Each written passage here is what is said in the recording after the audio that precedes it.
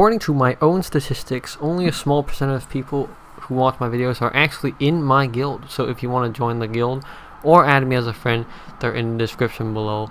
Also, actually, please subscribe as well. Thank you.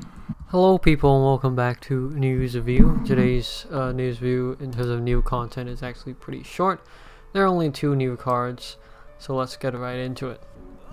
First off is a new joint operation card, the Barius Fire Demon. CD8 explodes the board to generate an enchanted board if there are 3 or more races, CD-2, and then for 1 round, effect of 5 runestones increases by 50%, and then 5 runestones can be dissolved singly or of 2 or more in the first batch. I think it's an okay card, but the reason why I place it so low, you would think that this is a unique skill, I mean, exploding, okay, so exploding plus like changing the rules of how runestones are dissolved, that is, you know, quite a good combination.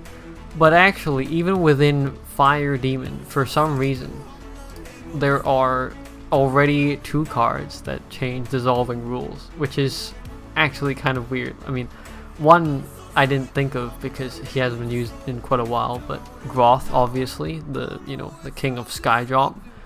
And then this, I believe this was an ultimate card in the Demon Slayer collab.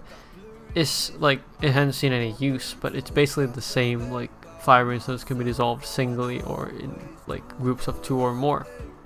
So that's actually kind of weird that there are now 3 Fire Demon cards. So if you've got the previous ones, I mean, I would say like probably Groth is still better, right? But I mean, this does have the effect of exploding the board, so I think that's, you know, a reason to get at least one of them. Next up is a Fire Demon exclusive Dragonwear. This Dragonwear is actually not bad.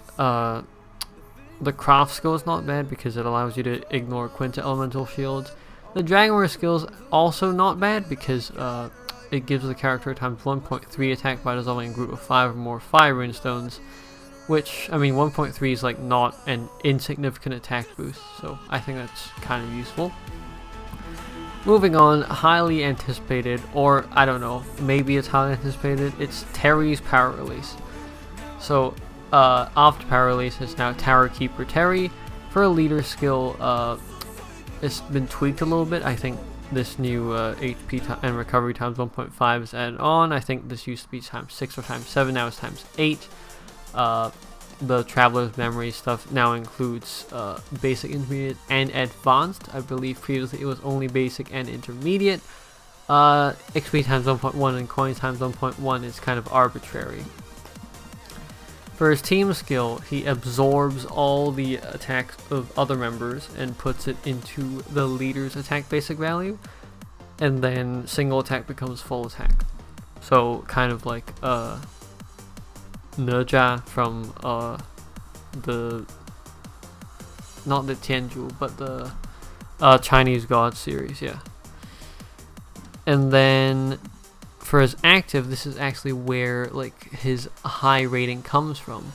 CD5, upon skill activation, and each time someone enters the next wave, deal a light damage of 500 times the character's attack basic values to all enemies, regardless of defense and enchanted runestone shield.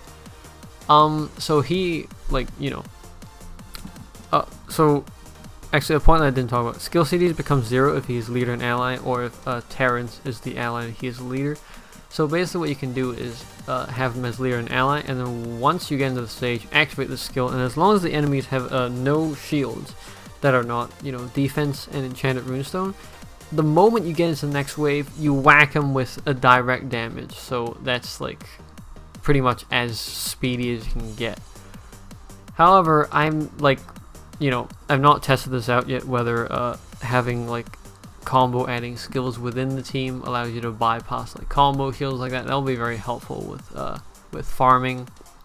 And then upon deactivation, you remove all runestones to generate enchanted runestones of all varieties. I think this point is pretty good, just because of this like removal point. Because he is a light human, of course, he'll also have a chance to, you know, be a member in light human teams, such as Arthur.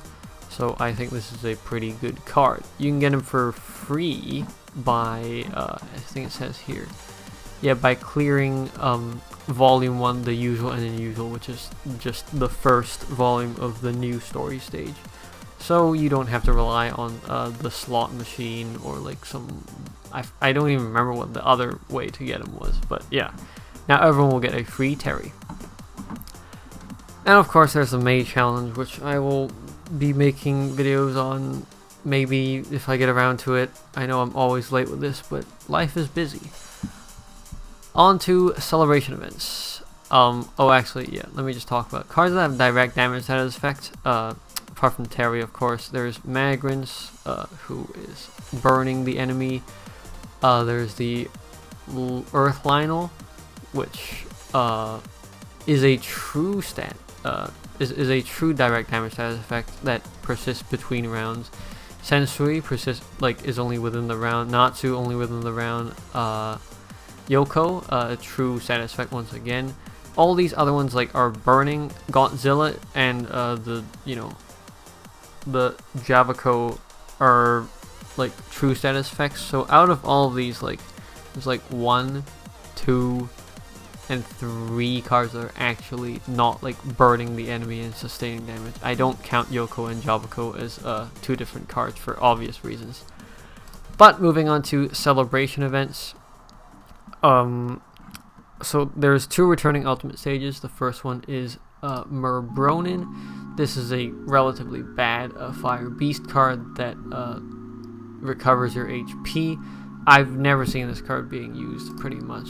The other card is Durian, an Earth Elf, who supposedly was supposed to be good.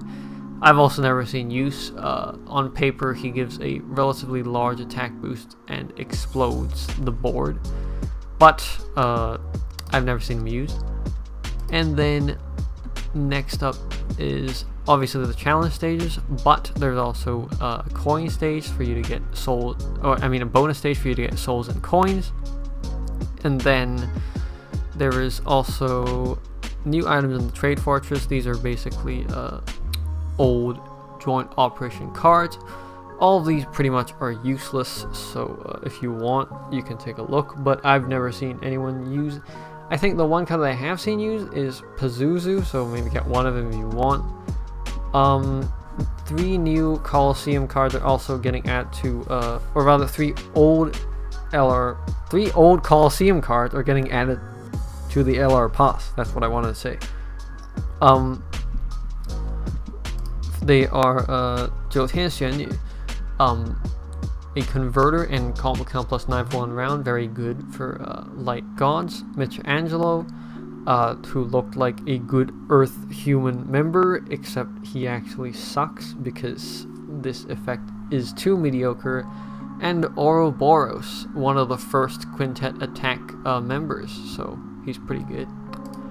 And that's it. Yeah, as I said before, once again, Terry will be able to power release, and you can get him by completing all the stages in the main story volume 1, the usual and unusual. That is it for this week's news view. If you liked it, please leave a like. If you have any questions, leave it in the comments down below. And if you like this in general, please subscribe. And I'll see you in the next video. See ya!